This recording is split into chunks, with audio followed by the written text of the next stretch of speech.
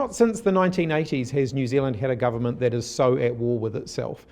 So seeing David Seymour and Christopher Luxon taking potshots at each other in public is reminiscent of Richard Prebble and David Lange. David Lange, of course, had the strength to fire Richard Prebble. So far, Christopher Luxon has been too weak to do anything about it. We've now had both of Christopher Luxon's Deputy Prime Ministers contradicting him in public. We've had Winston Peters saying that Christopher Luxon's struggling.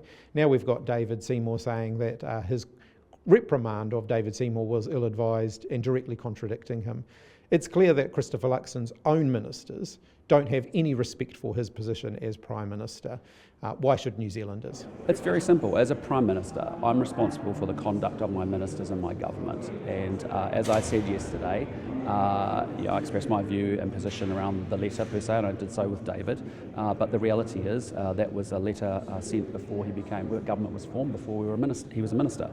That's what I'm focused on, and that's what I ensure that I want to have good conduct from my ministers that I'm responsible for. To pull his head in. Did you tell David Seymour to pull his head in? Again, we have regular conversations, and we had a very constructive and positive meeting last night. Did you tell him to pull his head in? We had a very good meeting last night and a good chat. I don't spend my time worrying about other politicians' stunts. I focus on doing the business for New Zealanders. We're all here to serve people and not just to serve ourselves. Do you feel is the public spat things just the new norm? We live in an MMP environment. Political parties who make up the government have different views. That's always been the case. It was the case under the last Labor government, it's the case under this government, it was the case under the National-led government before that. We live in MMP. David Seymour should simply be sacked. His conduct is unacceptable.